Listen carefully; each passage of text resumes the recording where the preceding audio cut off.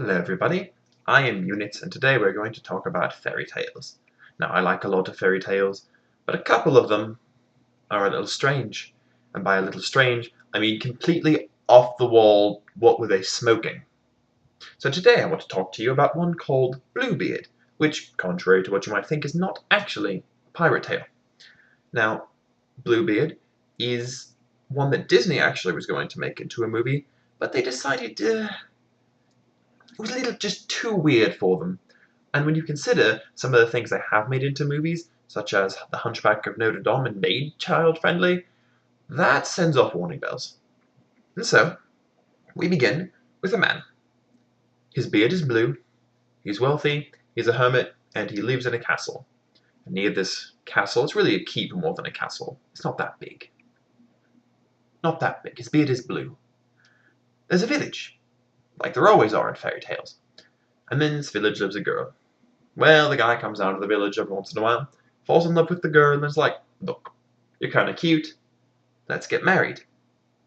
So she goes to her parents. Parents are like, whoa,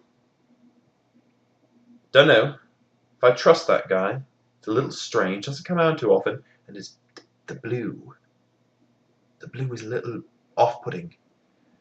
But she insists and goes through with it. They get married, move up to the castle, and live quite happily. Not ever after happily, but happily. Well, they've been married for a while, and then he's got business to attend to.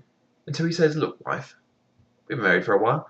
I've got to go off for a couple of weeks, earn more money, look, send to my affairs, make sure all the ships are floating, and all that stuff. But I trust you, so here are my keys. I'll give you my keys.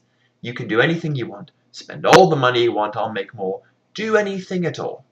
Really, there's this one room down in the base. Just don't go in it. If it's this key, don't use this key. We'll be fine.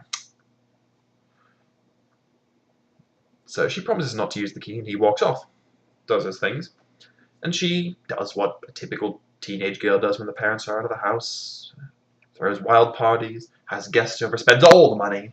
He's gonna make more. No one's gonna miss it, and it's all generally good until the last day, because always on the last day, she can't help herself. She looks at it, it's like, one, like I've got to know what's in that room. Maybe it's a birthday present. Maybe he's hiding my birthday present. Never mind, my birthday's probably not for a couple months, but reasonable disbelief, it could be tomorrow. So she goes, opens the door, and what do you think she sees? I'll give you a hint. It's not a room full of puppies. Indeed, instead of being some birthday present, it's all of his previous wives, with their dead bodies hung up on meat hooks and blood on the floor.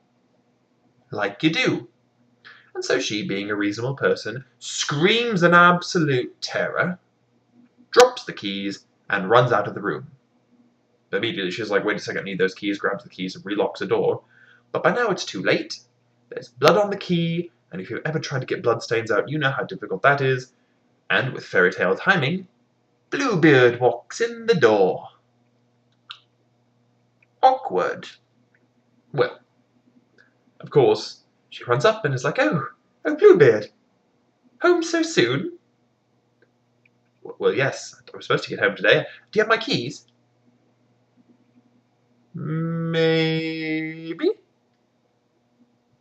Anyway, so she's forced to give the keys back. He sees them and looks at her and is like, really? Really?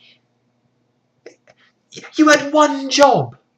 One job. Don't open that. That's not even a job. That's not a job. You had one not a job. Don't do one thing.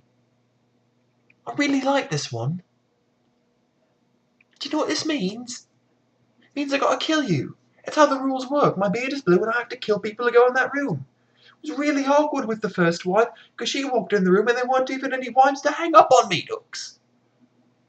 But that's how the rules work. That's how it goes. That's what happens when your beard's blue. So she's like, well, I get it. You know, tough breaks and all that. Can I just have 10 minutes to pray? I know you're religious. I know you kill your wives, but you're still religious. Can I have 10 minutes to pray? Don't forget, hypocrisy was really big around this time.